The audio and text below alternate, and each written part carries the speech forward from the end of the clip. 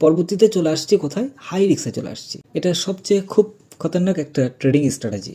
তো এই স্ট্র্যাটেজিটা যারা ব্যবহার করে তাদের অ্যাকাউন্ট মার্কেটে কোনো প্রকার বিশ্লেষণ নাই, মানে মন চাচ্ছে এন্ট্রি দিচ্ছে, মন চাচ্ছে এন্ট্রি দিচ্ছে, অথবা অ্যাকাউন্টে টাকার পাহাড় হয়ে যায়, ডলারের পাহাড় হয়ে যায়, অ্যাকাউন্ট কোনোভাবেই জিরো হবে না।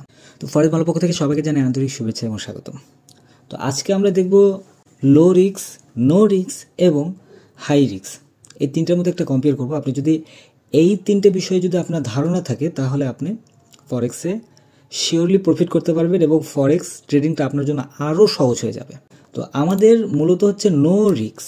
তো নো রিস্কটা এমন একটা স্ট্র্যাটেজি যেই স্ট্র্যাটেজিটাতে আপনার অ্যাকাউন্ট কোনোভাবেই জিরো হবে না, আপনার অ্যাকাউন্ট অলওয়েজ স্টেবল থাকবে। আপনার অ্যাকাউন্ট মানে কোনো ব্রোকার, কোনো নিউজ, যত হাই ইম্প্যাক্ট নিউজ থাকুক না কেন, এই নো রিস্কের মধ্যে কোনো প্রকার অ্যাকাউন্ট জিরো হবে না, যদি এটা আপনি নিজে থেকে যদি মেনটেন করতে পারেন সেই ক্ষেত্রে। আর যদি নিজে থেকে আপনি কন্ট্রোল না করতে পারেন তাহলে কিন্তু জিরো হবেই। তো এটা কীভাবে নো রিস্কটা কাজ করে, ধরুন আপনার অ্যাকাউন্টে মানে সাধারণত নো রিস্কে যে সমস্ত ট্রেডাররা কাজ করে এরা মূলত মিনিমাম এরা $1000 কিন্তু এরা ডিপোজিট করবে। ধরুন $1000 যদি ডিপোজিট করে এরা লট সাইজ দিবে সর্বোচ্চ 0.01 লট, এটা গোল্ডের জন্য বলছি। তো 0.01 লটে যদি দেয়, একটাবার চিন্তা করে দেখুন যে এত কম লটে যদি কোনো ট্রেড ওপেন করা হয় তার অ্যাকাউন্ট জিরো করার জন্য কত দূর পর্যন্ত মার্কেটের আপ অ্যান্ড ডাউন করা লাগবে, এটা আমরা একটু দেখে আসি। ধরুন 0.01 লটে এন্ট্রি, তাহলে আমাদের এখান থেকে প্রায় 10,000 পিপস গোল্ড মার্কেটের ক্ষেত্রে নামতে হবে। মানে এখান থেকে এই পজিশন থেকে এখানে যদি বাই এন্ট্রি দেয় মার্কেটের আসতে হবে এই পজিশনে, তারপর মার্কেট হয়তো জিরো হতে পারে, কিন্তু এই পজিশনে কোনোভাবে আসার চান্স একদমই নেই। এবং এই নো রিস্কের স্ট্র্যাটেজি অনুযায়ী যারা ট্রেডিং করেন তারা সাধারণত টেক প্রফিটটাই শুধু বসায়, কিন্তু স্টপ লসের পরিমাণটা কিন্তু এখানে বসায় না, বা স্টপ লসের যে এরিয়া এটা কিন্তু বসায় না। মার্কেট যদি নিচের দিকে চলে আসে তারা ভুল করে তারা দেখে না, সেই অ্যাকাউন্ট ওপেন করে দেখে না, তারা চেক পর্যন্ত করে না যে অ্যাকচুয়ালি কত দূর পর্যন্ত মার্কেট গেল। কারণ তার মাথায় একটা বিষয় কাজ করে যে মার্কেট এখন আছে কত, 2700-তে মার্কেট আছে, মার্কেট এই 2700 থেকে মার্কেট একদম যদি 1400-তে যদি মার্কেট আসে তখন হয়তো অ্যাকাউন্ট জিরো হয়ে যেতে পারে। কিন্তু অ্যাকচুয়ালি কিন্তু এই জায়গাটাতে কিন্তু আসার চান্সটা একদমই নেই।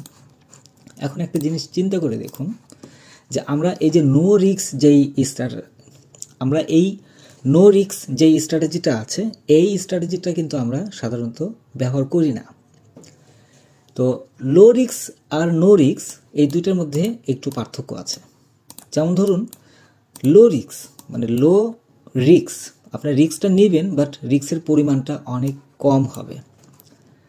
রিস্কের পরিমাণটা কেমন কম হবে, এরকম কম হবে যে আপনি কোনো একটা নিউজ আসলো বা কোনো একটা ভালো একটা এন্ট্রি পয়েন্ট আসলো বা কোনো একটা সুযোগ আসলো, সেই সুযোগ অনুযায়ী আপনার যেই অ্যাকাউন্টে যে ব্যালেন্সটা আছে, এই যে ব্যালেন্স যেটা আছে, ধরুন আপনার $1000 যে ব্যালেন্সটা আছে এই ব্যালেন্সের উপরে আপনি রিস্ক নেবেন অনলি 10%, অনলি 10% আপনি রিস্ক নেবেন, অথবা আপনি অনলি 15% হয়তো রিস্ক নেবেন।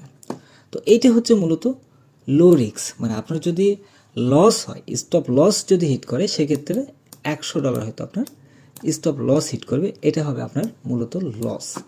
তো এইভাবে প্রত্যেকটা ট্রেড বা প্রত্যেকটা এন্ট্রিতে আপনার কিন্তু কোনোভাবেই কিন্তু এমন হবে না যে আপনি 1000 ডিপোজিট করেছেন সবগুলো একবারেই আপনি জিরো হয়ে গিয়েছে, এই জিনিসটা কিন্তু কখনোই হবে না।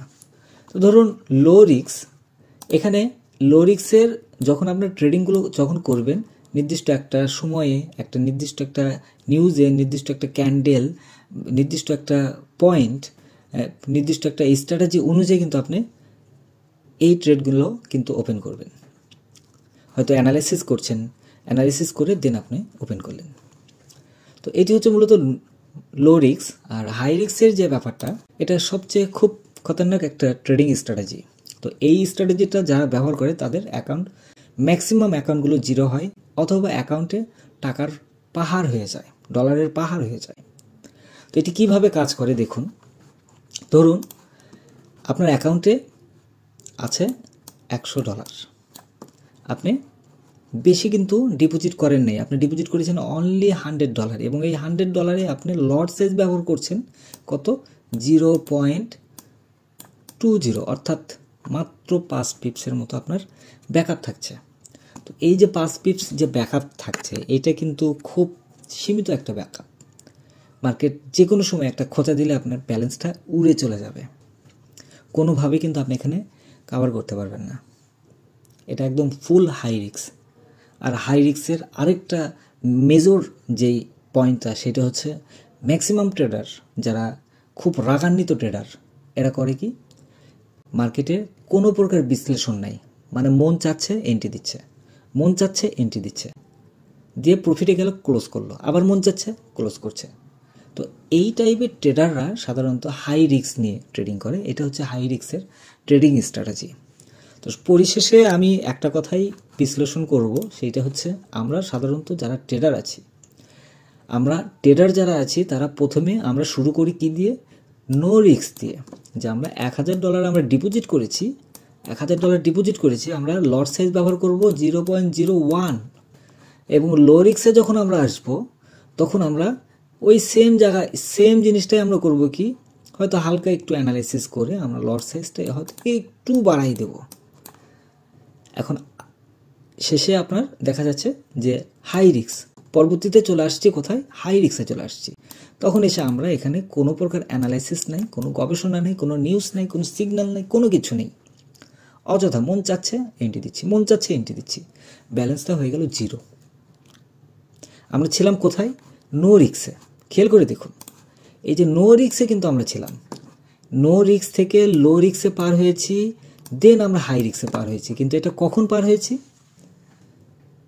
আমরা যখন 0.01 লটে যখন কোনো একটা এন্ট্রি নিয়েছি, এই এন্ট্রি নেওয়ার পরে যখন দেখছি যে আমাদের লস হয়েছে, তখন আমরা পার হয়ে চলে আসছি লো রিস্কের কাছে, এবং তারপরে আমরা চলে আসছি হাই রিস্কের কাছে।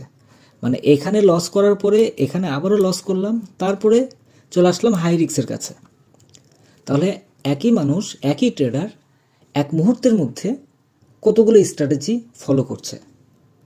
আপনি একটা বার চিন্তা করে দেখুন, আপনার যে পেশাটা, ধরুন আপনি কোনো একটা খামার ব্যবসায়ী, তো আপনাকে খামার ব্যবসায়ী হিসেবেই মুরগির কিভাবে আপনাকে পর্যবেক্ষণ করতে হয়, এটাকে নিয়েই আপনাকে পড়ে থাকতে হবে। আপনাকে কেউ যদি এসে বলে, বা আপনার মাথায় যদি ঢোকে যে আমি এরোপ্লেন বানাবো, আমি হেলিকপ্টার বানাবো, আমি গাড়ি বানাবো, তখন কিন্তু আপনি পারবেন না। তখন অবশ্যই আপনার কোনো না কোনো সমস্যার সম্মুখীন হতেই হবে। তো এই ট্রেডিংয়ের ক্ষেত্রে কিন্তু ঠিক সেম জিনিস। এখানে লো রিস্কে ট্রেডিং করতে করতে আপনার লো রিস্কে চলে গেছেন এবং হাই রিস্কে চলে গেছেন, এবং কোনো প্রকার হাই রিস্কে যখন আসছেন তখন কোনো প্রকার টিপিও নাই, এসএলও নাই, মানে আপনার কোনো নির্দিষ্ট কোনো কিছুই নেই। তখন কি হবে, হয়তো বলবেন যে এই অমুক ইন্ডিকেটর খারাপ, অমুক স্ট্র্যাটেজি খারাপ, অমুক মেন্টর খারাপ, বা অমুক খারাপ, এই টাইপের কথাগুলো কিন্তু বলবেন। এর বাইরে কিন্তু কোনো কিছু বলবেন না। তো ট্রেডিং করার আগে অবশ্যই আগে মনস্থির করুন যে আপনি অ্যাকচুয়ালি হাই রিস্কে ট্রেডিং করবেন, নাকি লো রিস্কে ট্রেডিং করবেন, নাকি নো রিস্কে ট্রেডিং করবেন। অবশ্যই সিদ্ধান্তটা আপনাকেই নিতে হবে। এখন সেটা সিগন্যাল দেখে ট্রেডিং হোক, অথবা সেটা কোনো ইন্ডিকেটর দেখে ট্রেডিং হোক, অথবা কোনো রোবট দেখে ট্রেডিং হোক, এই সিদ্ধান্তটা সম্পূর্ণ আপনার নিজের উপরে ডিপেন্ড করবে। তো আশা করি বুঝতে পেরেছেন।